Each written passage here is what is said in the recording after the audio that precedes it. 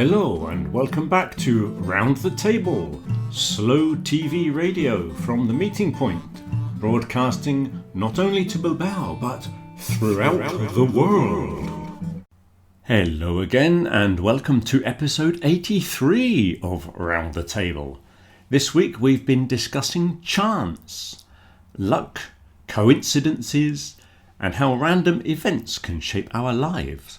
Coming up in this week's episode, we have another pronunciation game, we have vocabulary, we have a delightful short story about a chance occurrence, a phrasal verb joke, and of course our special foreign correspondent, celebrity guest speaker. But first, let's look at some of the phrases that came up in this week's conversations.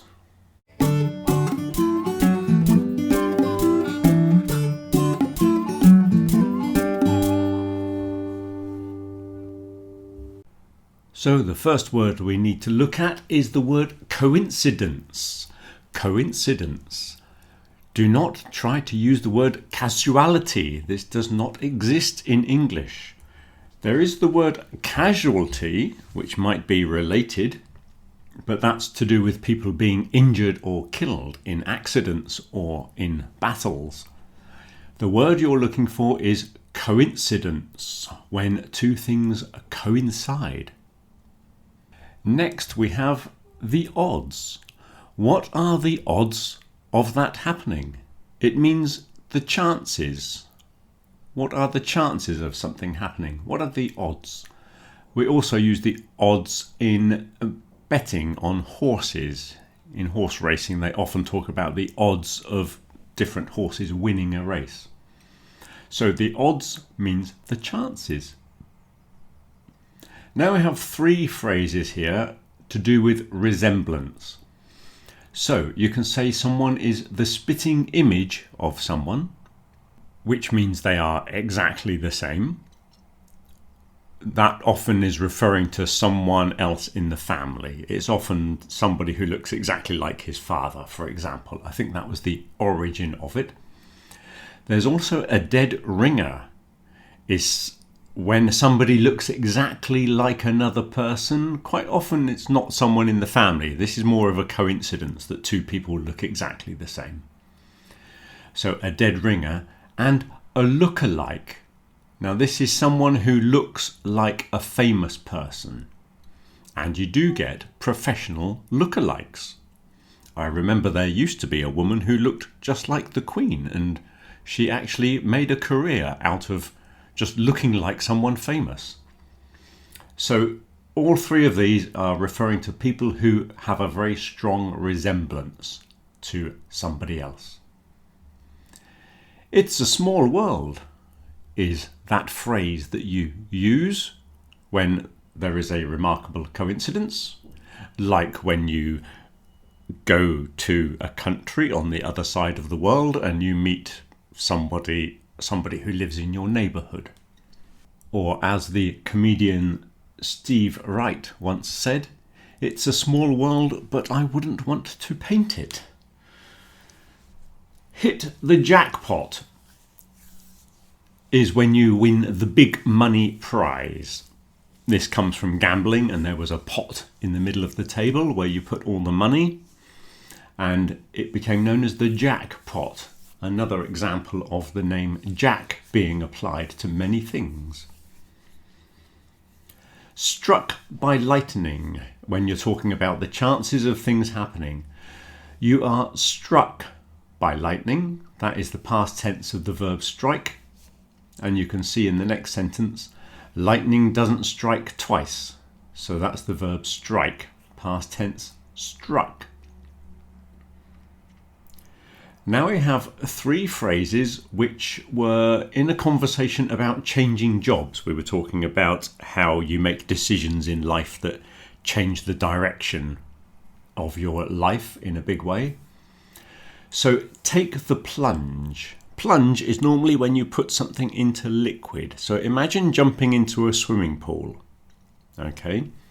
We often use it in the context of making big decisions. especially a decision which you're not going to be able to change. So, like jumping into a swimming pool, you're either in or you're out.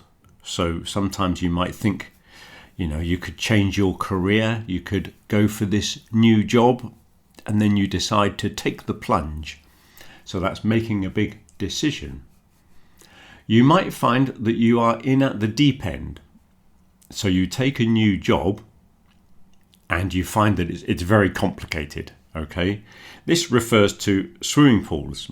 If you want to learn to swim, it's better to go in the shallow end, it's much safer. The deep end, you need to be a good swimmer in the deep end, because you can't touch the bottom with your feet. So when you're in at the deep end, it means you put yourself in a very difficult situation. So imagine you start a new job and in the first week you've got to have these meetings or do a presentation to the client or something that you've never done before. That would be being in at the deep end. And you could find yourself out of your depth, which is the third of these phrases that all come from swimming pools. If you are out of your depth, that's, as I was saying, if you're not a very good swimmer, you should be in the shallow end. If you're in the deep end, you might have a problem. So if the problem is too much for you and you cannot manage this meeting or presentation to clients, you might find that you are out of your depth. A couple more about changing jobs would be out of the frying pan and into the fire. This is when but in the example that we were using, you would leave a job because you didn't like the job or it wasn't a good job, but the second job that you go to is even worse. So we use this phrase, out of the frying pan into the fire. Then we have another one, better the devil you know. So when changing jobs, your boss might not be the best boss in the world, but at least you know what all his faults are. And if you change to another job, you might have an even worse boss. So we say it's better the devil you know. To pass with flying colours. This is usually used in the context of exams, tests, that kind of thing. When you have a great success and the exam, you got really good marks and everything went amazingly, you say, we passed with flying colours. And these flying colours refer to flags. And it's something to do with ships coming back from battles with lots of flags flying from the masts by way of celebrations. Reap the benefits. To reap is like to harvest. So when you cut the corn, you are reaping the corn. So we use the verb to reap when we're talking benefits. And finally, in a world of your own. Somebody used the word absent-minded. I would say they're slightly different. If you're thinking about something, you're in a little dream world and you're not thinking about what is happening around you. So sometimes you're walking down the street and somebody comes the other way and you don't recognise them because you're thinking about other things, and they say hello and you say, oh, sorry, I was in a world of my own. I was lost in my thoughts. Absent-minded is more to do with being forgetful. I think of absent-minded professors, and they're very intelligent people, but they're always losing things, or they can't do simple things in life because their mind is too cluttered and complicated. So absent-minded, I would say, would be more forgetful. In a world of your own is more lost in your thoughts. So those are a few interesting phrases that came up in the conversations this week.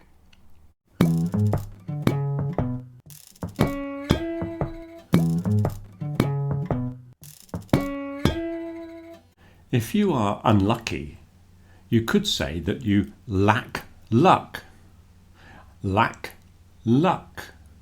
This is the AU problem, like cat cut, that maybe we were discussing if you were in a pronunciation lesson recently when we were discussing the vowels. Lack, luck. And then I thought there are more words in this group. We can have lick and leak. Lick, leak. You see there's a short one and a long one there. Lick, leak. Look like. You might look like somebody. Lark, lark. This is a type of bird, or when you're having a joke, this is one of those long sounds. Lark. Lock, lock. And another diphthong, lake, lake.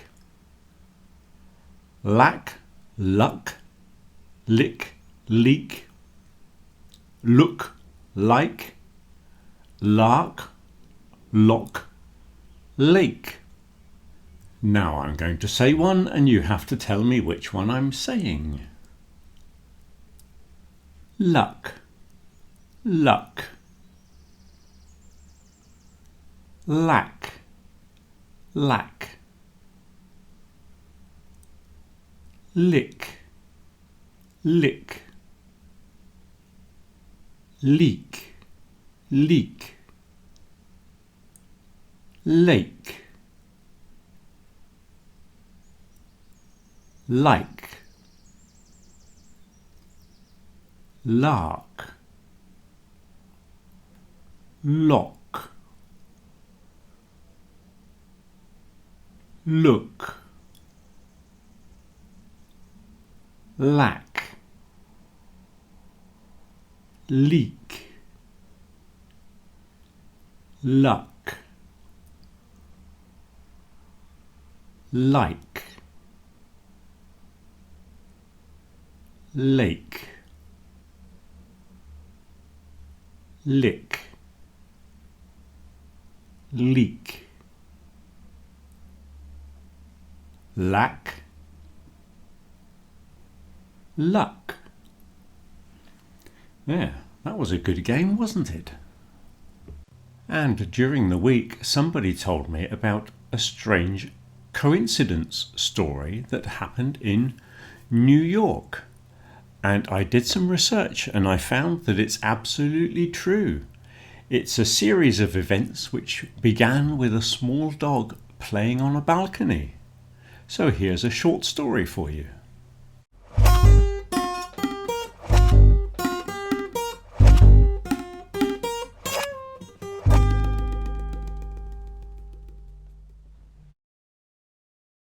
It was an afternoon much like any other on the Upper East Side of New York City. High above the sidewalk, a small brown dog was playing alone on a narrow balcony, while its owner was inside talking on the phone. The dog chased a rubber ball from one side of the balcony to the other, barking excitedly each time he caught it. Then, with one big bounce, the ball flew up and over the metal railing, disappearing into the air beyond the balcony. Without thinking, the dog leapt after it. Barking in panic, the dog tumbled over the edge and dropped toward the street below. Marjorie Klein had just stepped out of her apartment building and was walking slowly along the street. She was adjusting her scarf against the cold wind and thinking about what she would cook for dinner. Suddenly, she heard a sharp bark from somewhere above her. Confused, she looked up, trying to understand where the sound was coming from. Before she could move, a dog fell straight onto her shoulders. The impact knocked her to the ground, leaving her shocked and in pain. The dog, terrified but alive, jumped away while people nearby froze in disbelief. Across the street, a man named Robert had seen everything happen. As soon as Marjorie fell, he ran toward her without even looking at the traffic. He wanted to help, but a taxi was turning the corner at that exact moment. The driver saw Robert too late and pressed the brakes as hard as he could. The taxi hit Robert and threw him onto the road. People shouted and stepped back in fear, unsure what to do next. Meanwhile, the frightened dog crawled under a parked car and refused to come out. An elderly man standing at the bus stop had watched the entire scene unfold. First the falling dog, then the injured woman, and finally the taxi accident. It was too much for him. He felt a sudden pain in his chest and collapsed onto the pavement. Passers-by called for help, and within minutes the sound of sirens filled the street. Paramedics treated Marjorie, Robert, and the old man, each injured in a different way because of one unexpected accident. All of them survived, although their recovery took many weeks.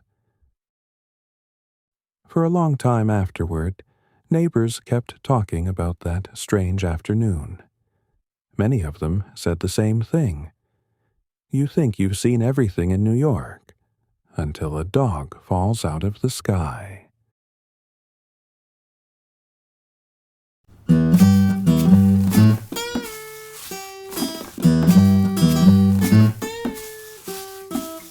When is a zero? And when is it something else?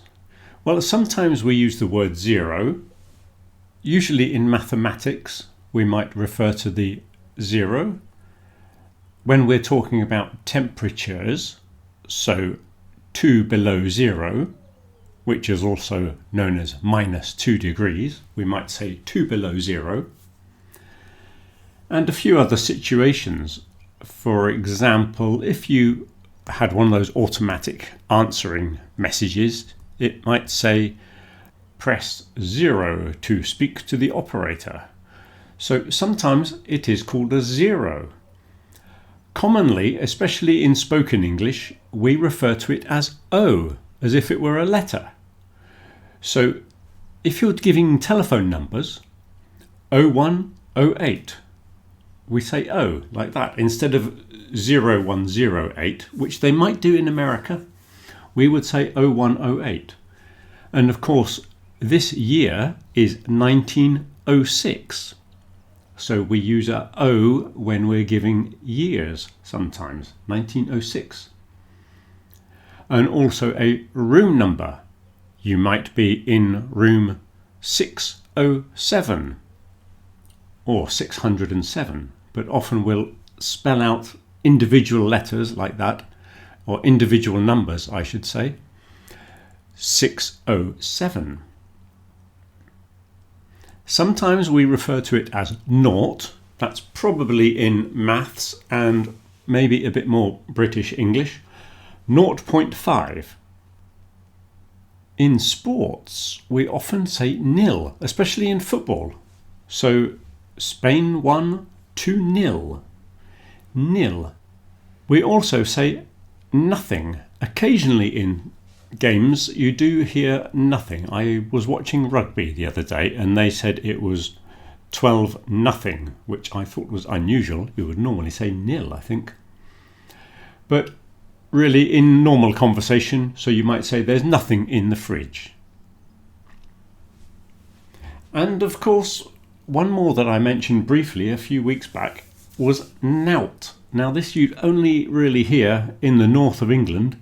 Instead of saying there's nothing in the fridge, they say there's nout in the fridge. And the opposite of nout is out. Out, O-W-T, means anything. That's only in the north of England, so you don't really have to worry about that, but you might hear it if you travel around the country.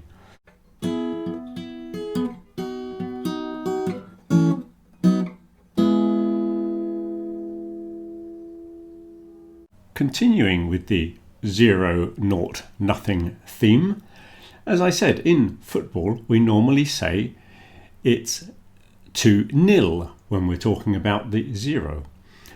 If both the teams have 2 goals, we say the score is 2-all, which is a strange thing to say, 2-all.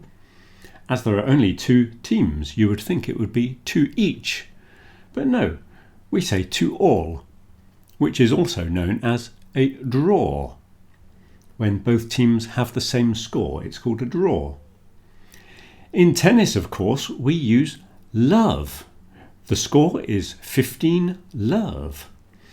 And apparently it's because in French tennis, the 0 looks a bit like an egg, so they called it l'œuf, which is the French for the egg.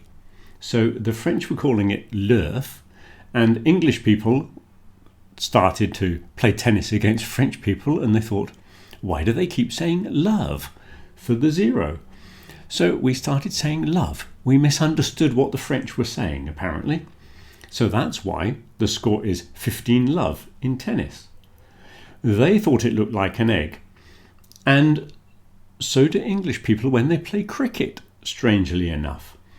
If you are eliminated from a game of cricket without scoring any points, they say you are out for a duck. And that duck is short for a duck's egg. So it's not just the French that saw the 0 looking a bit like an egg.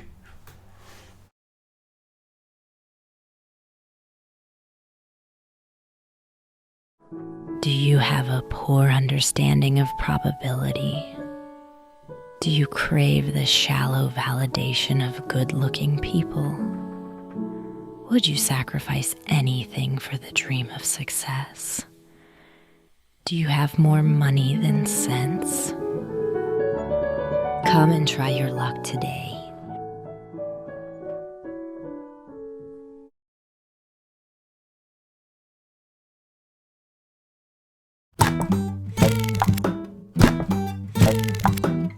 Just recently, there was a football match between Athletic and their local rivals from Donosti, and this could be described as a derby. Somebody was asking me why it's called a derby. The first thing to notice is that it's pronounced derby to rhyme with Barbie, not derby, as in the Kentucky Derby in America. They pronounce it differently. So, as with many things in England, it's named after an aristocrat. There was the 12th Earl of Derby, Edward Smith Stanley. In 1778, there were a group of aristocrats who decided to have a horse race. They wanted a new horse race for 3-year-old horses. And these people had a meeting, they decided to hold this race, and then they wanted to know what to call it. Some people wanted to name it after the Earl of Derby. Other people wanted to name it after Sir Charles Bunbury, who was another aristocrat present. So they tossed a coin. You know, we were talking chance. They tossed a coin and we ended up with the name Derby. It could have been called a Bunbury. But this famous horse race then became known as the Derby, and from that it gave its name to other big sporting events, especially when there was a local rivalry involved. So this derby match between Athletic and Real Sociedad could have been called a local Bunbury, but for the toss of a coin, it's called the local derby. So as part of my research, I've been looking into the history of football to see when the first derby was played as a football match. Football as we know it appears to have started in Sheffield in England.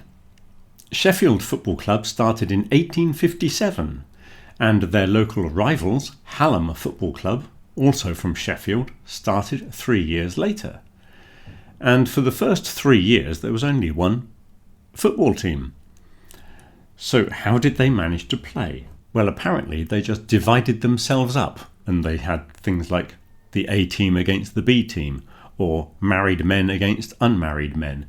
And sometimes they had invitational matches where the local cricket team would come and play football with them. And of course there were many other people playing football at the time. Many different cities had different rules and different schools. There was a Eton football from Eton School. And of course, Rugby School had their own form of football. So in Sheffield, they had the first derby between these two teams. And this is the oldest football fixture in the world. They also had cups as well. There was the Uden Cup and the Cromwell Cup, which was being played for in 1868. This is 3 years before the FA Cup, because the Football Association was started in London around about this time, and their rules were a mixture of the London rules and the Sheffield rules. And the Sheffield rules apparently gave us things like corner kicks and throw-ins and things like that. So the Football Association was started, and they decided what kind of rules they were going to use. They decided that there would be no handling of the ball. You weren't allowed to use your hands. Whereas other places played, and they said, no, we want to use our hands. So that is why rugby separated. And a whole load of people started playing by the rugby rules, which gave us a completely different sport eventually. So we had rugby football, as it is known. It's still called rugby football. And the association football became a different thing.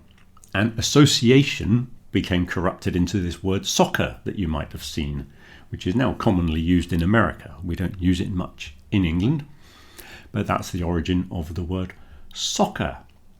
And of course, as there is an Earl of Derby, there obviously is a place called Derby. If you go to Derby, they have a team called Derby County, but they only have one team, so there is not a Derby. Their other local rivals are Nottingham Forest, of course, where Robin Hood came from. So that is the closest thing to a derby. So there you go. That is the history of why big sporting events are called derbies, pronounced Derby to rhyme with Barbie.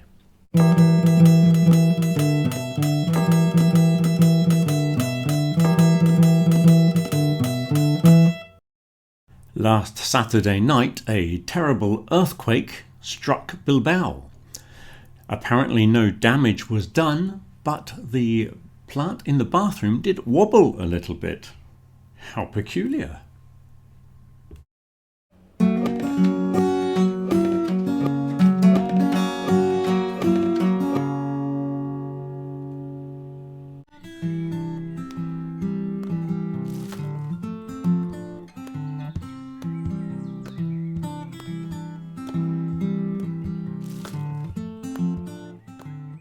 Chance is the part of life we cannot control. A delayed bus, a dead phone battery, or a different street chosen without thinking can redirect our day. Most of these small accidents seem meaningless at the time, yet each one quietly shapes the path we follow.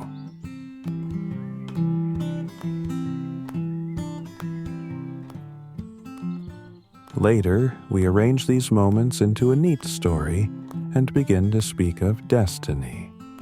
It is comforting to believe events were meant to happen, because we cannot imagine the billions of other possibilities that never came true. What feels inevitable now was once only one fragile option among many.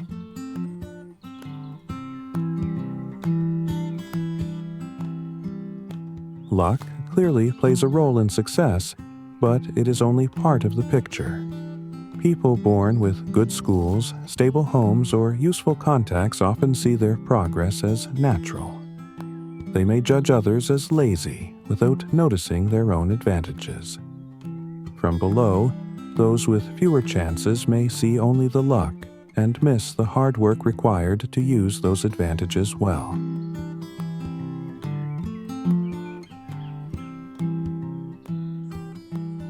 Chance also appears in curious ways. People say that somewhere in the world there is a person who looks exactly like you. With billions of faces but a limited range of features, such doubles are not miracles but statistical expectations.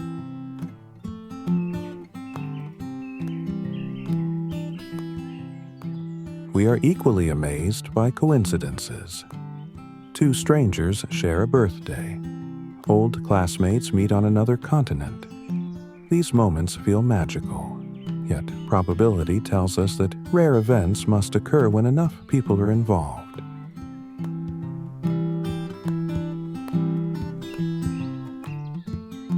As populations grow and travel becomes easier, the number of possible encounters increases rapidly. Out of countless combinations, some surprising meetings are certain to happen. We remember them because they are striking, not because they are impossible.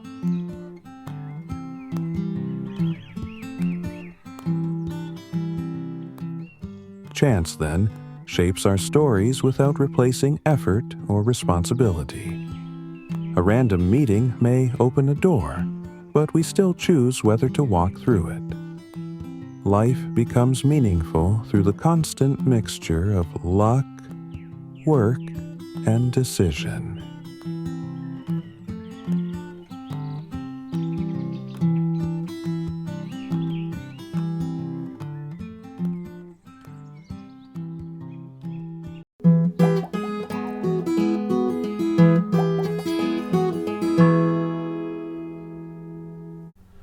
Why do British people use the word lift, whereas Americans use the word elevator?